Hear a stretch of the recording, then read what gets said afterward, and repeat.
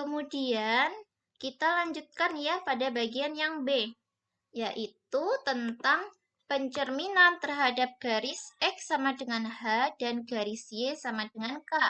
Nah, untuk kondisi yang pertama dulu. Jika PX, Y dicerminkan terhadap garis X sama dengan H, maka bayangannya adalah P aksen, yaitu koordinatnya 2H-X, Y. Nah, yang berubah di sini adalah koordinat X-nya ya, yang semula adalah X menjadi 2H-X. Nah, kondisinya seperti ini. Jika misalnya kita punya titik PX, Y ada di sini. Nah, kemudian kita juga punya garis X sama dengan H di sini ya. Berarti jarak dari titik 0,0 ke garis ini, X sama dengan H adalah H kan? Ya kan? Di sini adalah H. Kemudian, di sini kita punya sumbu Y ya. Nah, dari titik P, X, Y ini ke sumbu Y ini adalah X kan?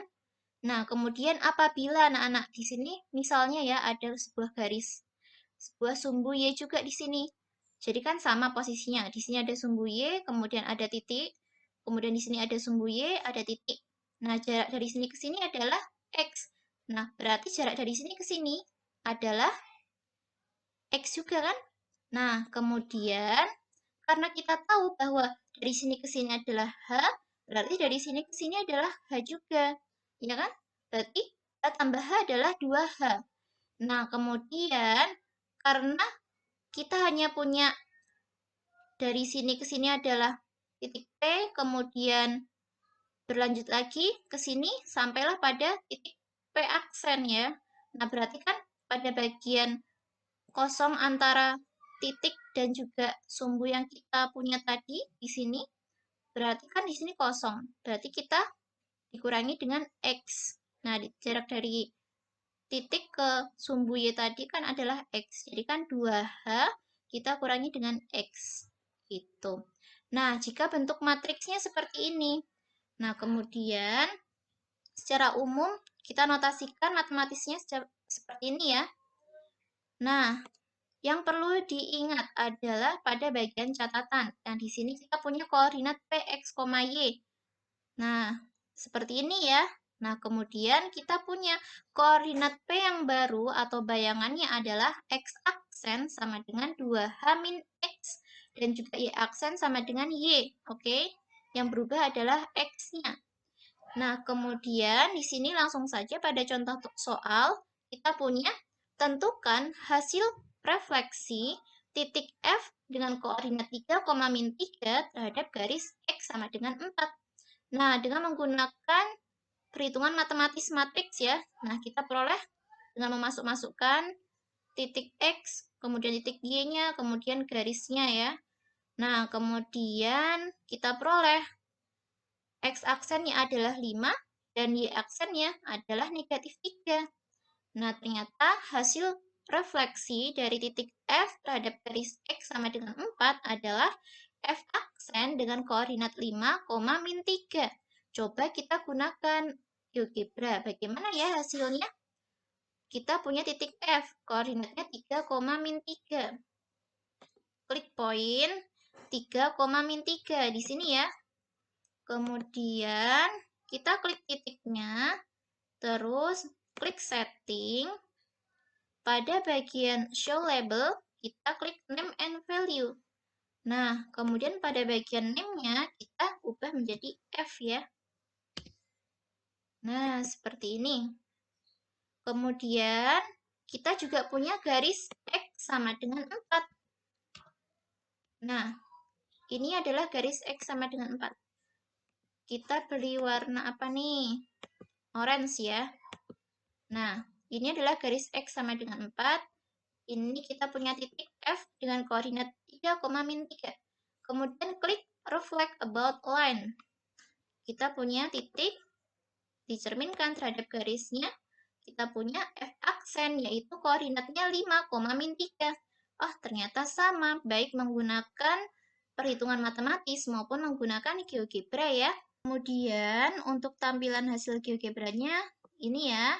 Nah, kemudian untuk masuk pada kondisi yang kedua, jika Px, Y dicerminkan terhadap garis Y sama dengan K, maka bayangannya adalah P aksen dengan koordinat X, 2K min Y. Nah, di sini yang berubah adalah koordinat Y-nya. Mengapa? Karena di sini semula kita punya Y menjadi 2K min Y, sedangkan koordinat X-nya tetap ya. Nah, coba kita perhatikan pada gambar ini. Misalnya kita punya titik Px, Y di sini ya. Nah, berarti kita punya jarak dari sumbu X ke titik ini adalah Y. Sedangkan kita juga punya garis Y sama dengan K. Berarti jarak dari sumbu X ke garis Y sama dengan K ini adalah K, ya kan? Nah, kemudian sedangkan jarak dari sumbu Y ke titik P dan juga P aksen, dari sini ke sini kan adalah X. Dari sini ke sini adalah X, ya kan? Nah, kemudian misalnya kita di sini kan punya sumbu X. Nah, kemudian di sini juga misalnya kita ada bayangan ya di sini sumbu X di sini. Di atas ini. Misalnya di sini ada sumbu X. Nah, berarti kan posisinya sama.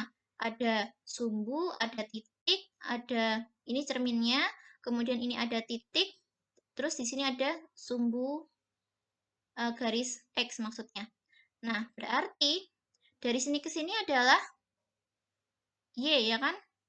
Sedangkan kita dari garis X tadi, garis sumbu X di sini misalnya tadi, berarti kan ada jarak dari garis sumbu X-nya ke titik P aksennya di sini kan adalah Y juga kan?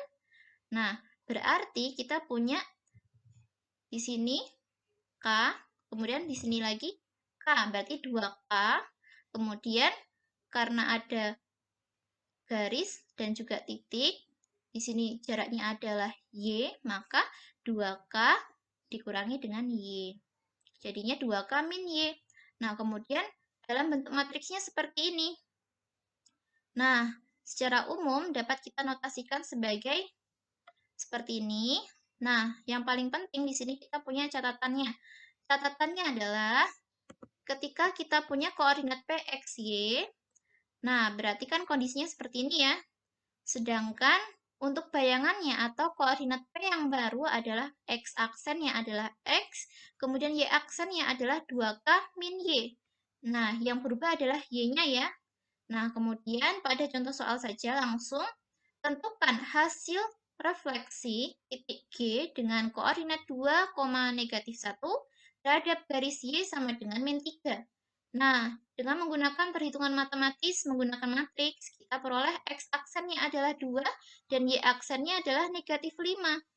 Nah, coba kita gunakan GeoGebra, apakah sama atau tidak ya?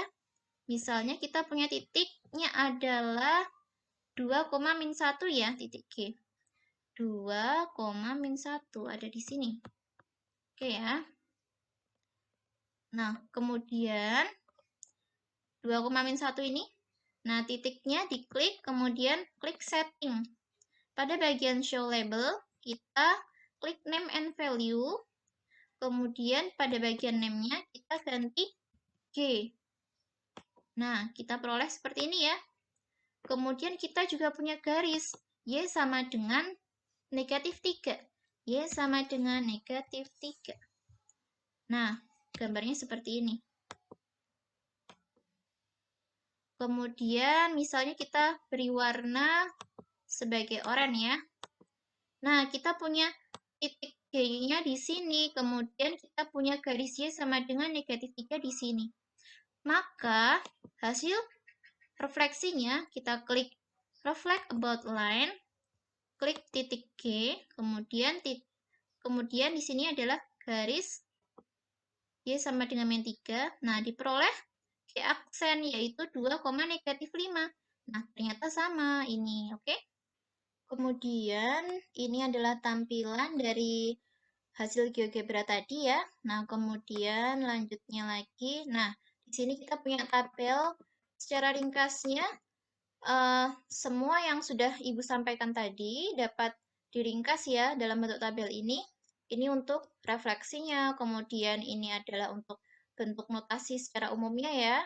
Nah, kemudian di sini ada persamaan matriks transformasinya. Jadi ini adalah ringkasan yang sudah Ibu sampaikan di depan tadi, oke? Nanti bisa dibaca-baca sama anak-anak semua. Seperti itu.